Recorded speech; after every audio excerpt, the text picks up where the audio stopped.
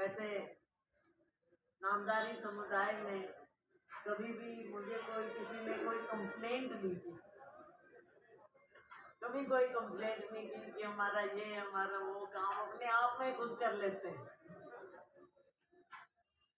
तो कभी ऐसा लगा ही नहीं, बल्कि मुझे लगता है कि आप लोग जैसे हमारे यहाँ पे इस तरह से स्तंभ हो, सभी लोग इस तरह से, तो फिर क्या बात।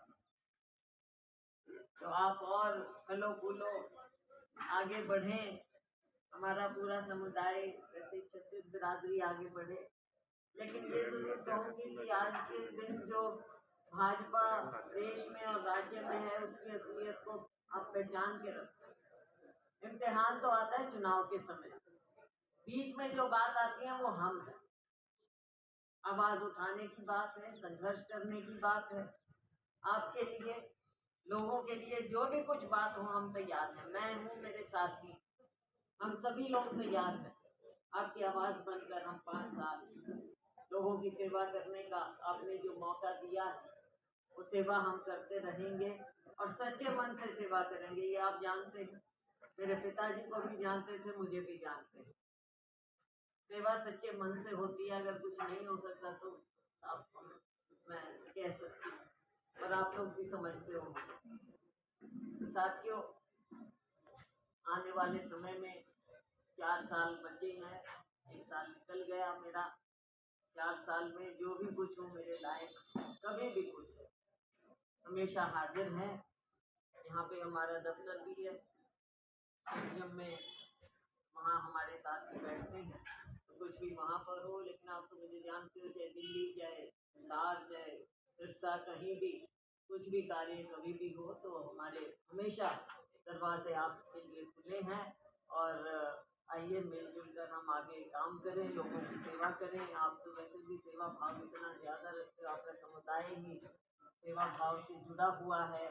और त्याग आप लोगों ने, हमारे समुदाय ने इतना किया, वो भी एक मिसाल है।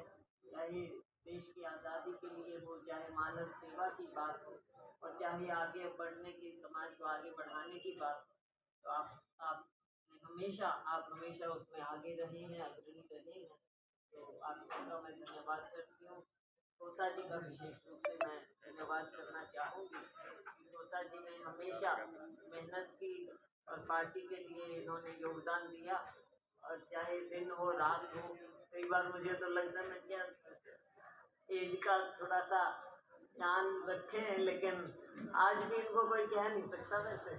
हाँ हाँ, है ही नहीं बात, है ही नहीं बात। तो पूरे इनका, हाँ, आगे आगे रहते हैं काम में और हमको भी बताते रहते हैं। तो आप सभी लोग भले भूले, मैं यही कामना करती हूँ।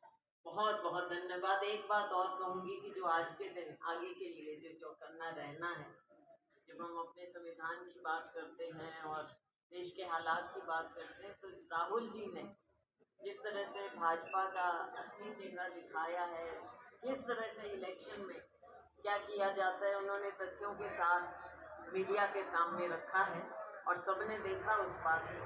तो आगे के लिए चाहे SIR का मामला है, चाहे अपने वोटों का किस तरह से वोट काट दिए जाते हैं क्या, तो हम सब चौकन्ना रहें, सब देखें कि गलत काम कोई अपने यहाँ